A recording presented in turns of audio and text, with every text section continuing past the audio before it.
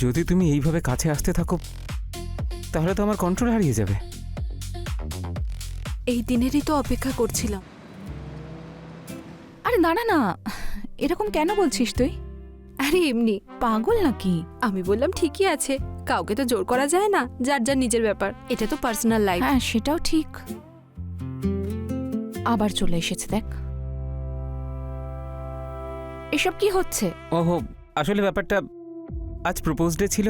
How dare you to propose me? আমি ভেবেছিলাম যে তুমিও আমাকে ভালোবাসো।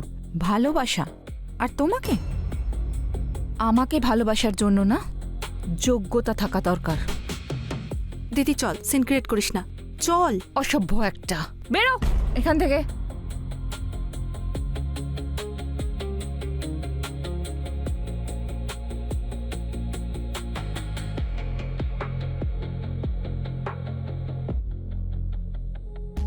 তা মশাই, এইবার আমাকে বার্থডে গিফট কি দেবে? আপাতত তোমাকে এই ফুল দিয়েই কাজ চালাতে হবে। তুমি এই ফুলটা, মাত্র একটা ফুল দিয়ে আমাকে ফুল বানাতে চাইছো?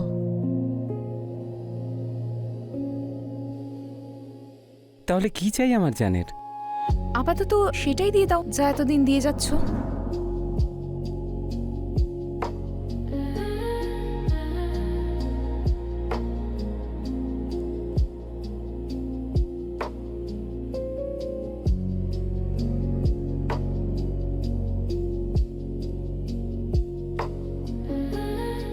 কালকে ওনার বার্থডে। হ্যাঁ sir, new year, Holi, Diwali, Valentine's day সব অকেশনে আমরা গিফট পৌঁছে দিই। কালকে যখন বার্থডে তখন পৌঁছে দেবো।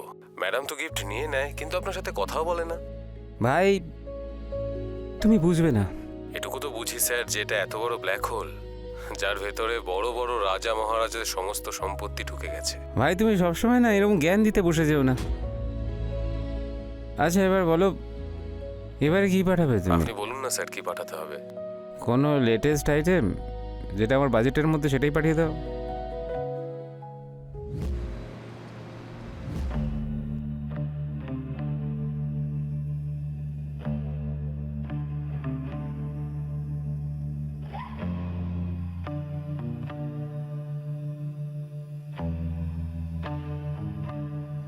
নতুন ফোন? হ্যালো গিফট কেমন লেগেছে? হ্যালো, আমি বানি বলছি। কোথায় তোমার দিদি? সরি, তোমাকে বলা হয়নি, দিদি তো বিয়ে হয়ে গেছে।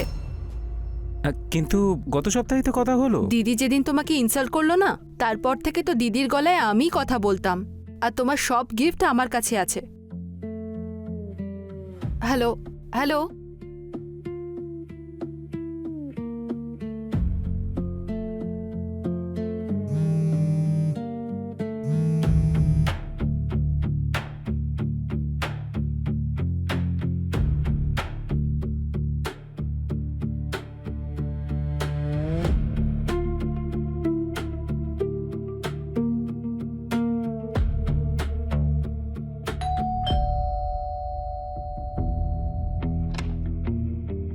হাই।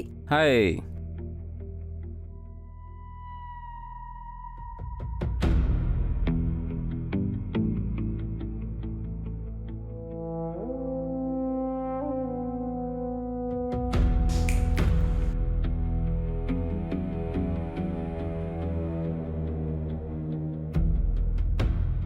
এবার বলো। কত বদলে গেছো অমিত। দিদি থাকলে নিজের সিদ্ধান্ত বদলে নিত। কিন্তু তুমি বলতে তো পারতে না? দিদি তো দিব্যি দিয়ে রেখেছিল। যাকে বাদ দাও, বলো কেন দেখা করতে চাইছিলে? আরে বলো, অফিসেও যেতে হবে, লেট হচ্ছে আমার। আমার মনে হয় আমি তোমাকে ভালোবেসে ফেলেছি। হোয়াট? পাগল হয়ে গেছো নাকি? আমি তোমাকে ভালোবাসতে পারবো না। কিন্তু কেন? আমি কি দিদির মতো ভালো নই, সুন্দরী নই? দেখো, আমি তোমার দিদির জন্য পুরো পৃথিবীর সঙ্গে লড়েছি। খিদে তেষ্টা কিছুই খেয়াল রাখিনি, ঠিক ভুল সব করেছি, তারপরে আমি বড় লোক হতে পেরেছি। আমি তোমার দিদির উপযুক্ত হতে চেয়েছিলাম, তোমার নয়। কোন ভুল ধারণায় আছো অমিত? দিদি যখন তোমার সাথে ছিল না, তখনও তন্ময়ের সাথেও ছিল, বুঝলে তুমি?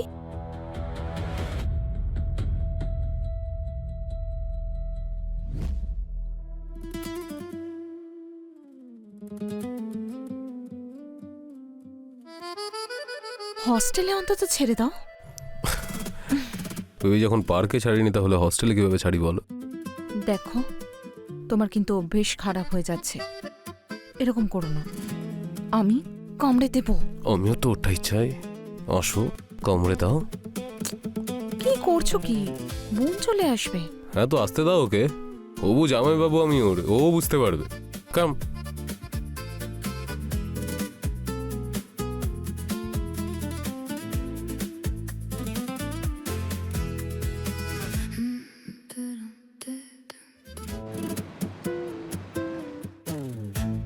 দেখো, আমাকে অফিস যেতে হবে, আর তোমার জন্য এটাই ভালো হবে তুমি এখান থেকে চলে যাও। না হলে? না হলে আর কি, আমি তোমাকে ভালো তো বাসতে পারবো না। তা সত্ত্বেও যদি তুমি এখানে থাকতে চাও তাহলে থাকতে পারো, কোনো শর্ত ছাড়াই। মানে লিভিং এ? এটাকে তুমি যা ইচ্ছে নাম দিতে পারো।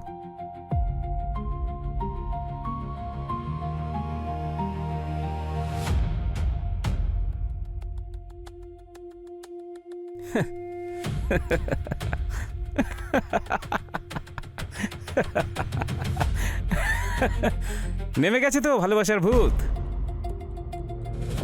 তুমি এখানে কি করছো? সেটাই তুমি যেটা চেয়েছিলে। এই পৃথিবীটা খুব স্বার্থপর, এখানে আমার কেউ নেই, সবাই ধান্দাবাজ। সবাই আমায় ছেড়ে চলে গেছে।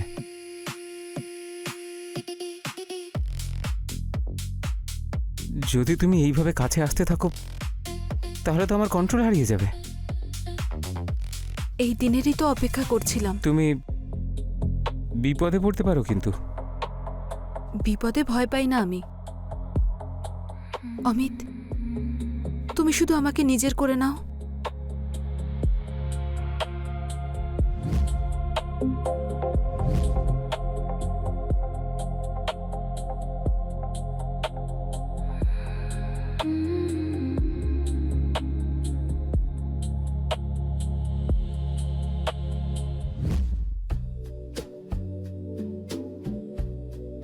তুমি তো দেখলাম ভার্জিন। হ্যাঁ, কাল রাত পর্যন্ত ছিলাম, কিন্তু এখন আর নই। কেন? এর আগে কোনো বিশেষ কারোর অপেক্ষা করছিলে নাকি? হ্যাঁ, সেরকমই।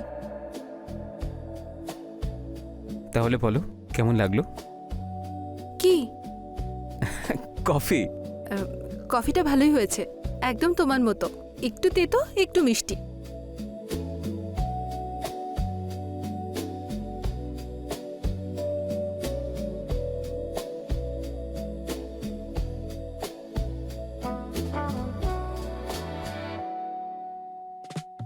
আচ্ছা শোনা, তুমি কি জানো স্যার কোনো এমপ্লয়ের বাড়িতে যান না? আজ প্রথমবার আমাদের বাড়িতে ডিনার করতে আসছেন। ইউনিভার্সিটির ওখানেই ডেকে নিতে।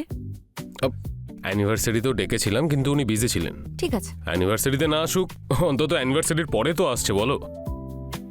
এটা তো খুব ভালো হয়েছে যে আমি ভানিকে ডেকে নিয়েছি। আমার হেল্পও হয়ে গেছে এই রান্না টান্না এটা করায়। খুব ভালো করেছো তুমি। মনে হচ্ছে স্যার এসে গেছে, আমি দেখছি। ওকে।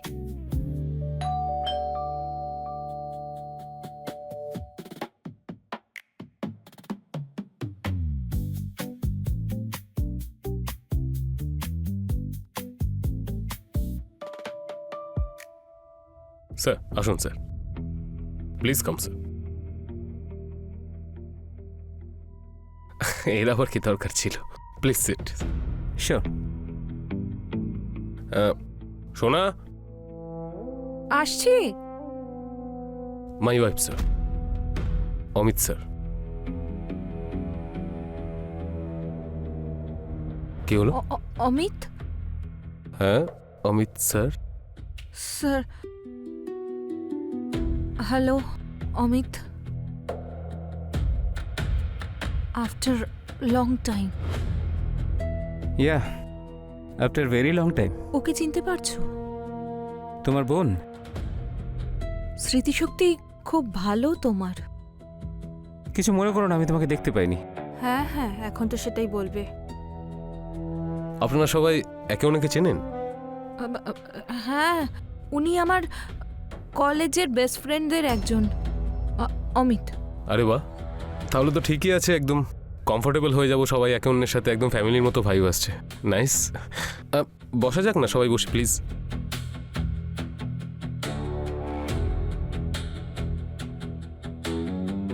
একটু পরে আমরা ডিনার করবো, তাহলে একটু কথাবার্তা বলে নি সবাই একে অন্যের সাথে। অনেকদিন পর নিশ্চয়ই দেখা হয়েছে আপনাদের। এক্সকিউজ মি, আমি একটু ওয়াশরুম ইউজ করতে চাই। ওয়াশরুমটা কোন দিকে? আমি দেখিয়ে দিচ্ছি।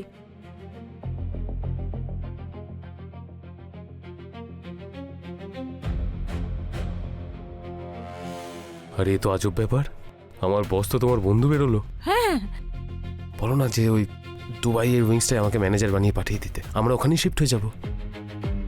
হ্যাঁ, আগে এটা বলো যে তুমি আমায় বুর্জ খলিফা দেখাবে। আরে ওখানে পৌঁছে না তোমাকে রোজ আমার বুর্জ খলিফাটা দেখাবো। পাগল। স্যার এক কাজ করুন, এখানেই শুয়ে পড়ুন। এত ড্রিঙ্ক করে কোথায় গাড়ি টাড়ি নিয়ে যাবেন আপনি? ভাই, আমার নিজের বিছানা ছাড়া অন্য কোথাও ঘুম আসে না। ডোন্ট ওয়ারি, আমি ঠিক চলে যাব। কি দরকার ছিল এত ড্রিঙ্ক করানোর? আরে আরে আমি কোথায়? আরে এমন কিছু খাইনি, আমি ঠিক চলে যাব। জামাইবাবু, তুমি বাড়ি ছেড়ে এসো। আমি নিজে কোথায় ঘুষে আছি? তোমরা সব কটা নেশাখোর। তোমরা সবাই এখানেই থাকো, আমি ছেড়ে আসছি। চলো। এটা ঠিক হবে? না না না না, এটা হতে পারে না। দিদি, আমিও যাব তোর সাথে। জামাইবাবু, চলো সাবধানে। সাবধানে। সাবধানে যেও তিনজন। তুমি চুপ করো।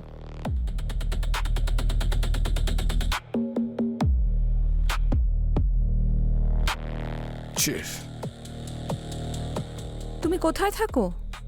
আমি গুরগাঁও 16, সেক্টর 16। আরে ওটা তো শহরের সব থেকে পশ এরিয়া। চলো আমি তোমায় ছেড়ে আসি। আস্তে আস্তে, বসো বসো বসো। তুমি না না, তুমি যাও। এই দিক দিয়ে যাবো? হ্যাঁ হ্যাঁ, বসো বসো। আস্তে আস্তে আস্তে, বসো পড়ো, বসো বসো বসো।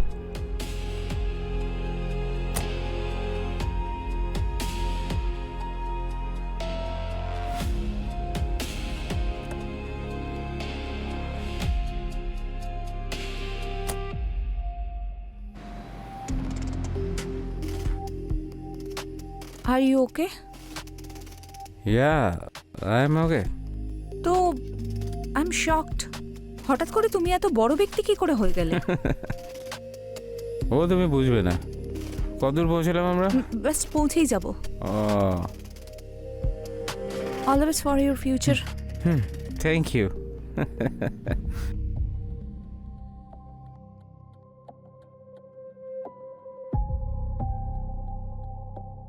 দিদি এখনো এলো না কেন?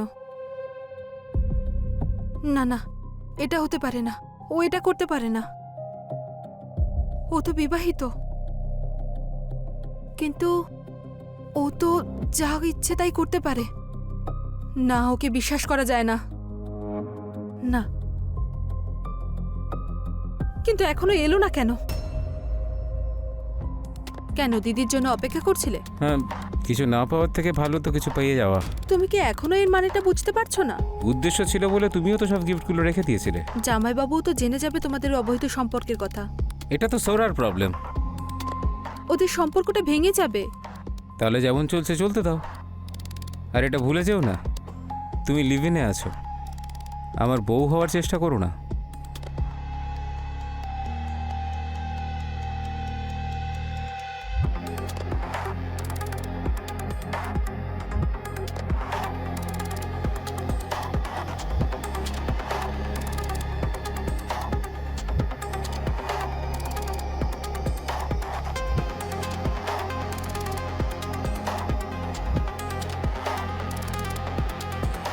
কি হয়েছে? তন্ময়কে বিয়ে করে অনেক বড় ভুল করে ফেলেছি আমি।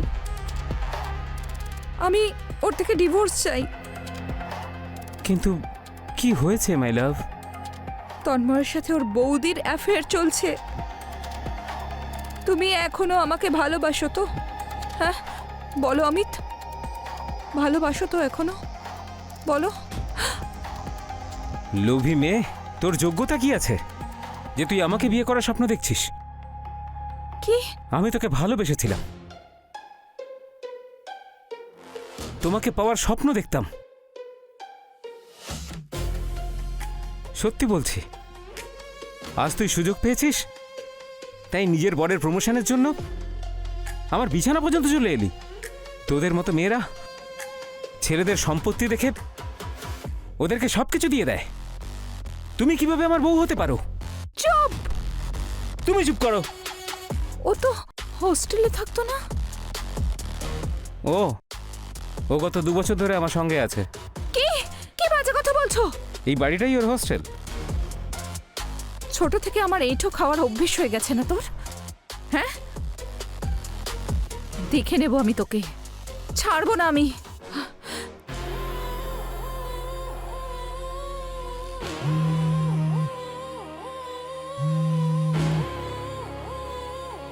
আমি সুখিরাম বলছি মা। স্যার নেশা করে ছাদ থেকে পড়ে গেছেন, মাথা ফেটে গেছে, খুব রক্ত বেরোচ্ছে। শুনতে পাচ্ছি। একটা অ্যাম্বুলেন্স নিয়ে পৌঁছে যান।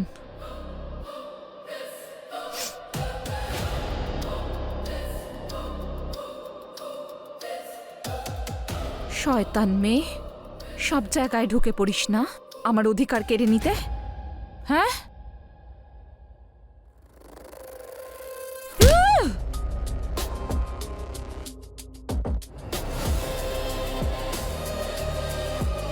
এ কি করলে তুমি? তোমার জন্য করেছি অমিত। ভালোবাসো তো তুমি আমাকে? বিয়ে করবে তো আমাকে? বিয়ে করারও প্রয়োজন নেই, শুধু লিভ ইনে থাকতে দিও, সেটাই যথেষ্ট, সেটাই যথেষ্ট। তুমি লিভিনে নয়, এবার জেলে থাকবে।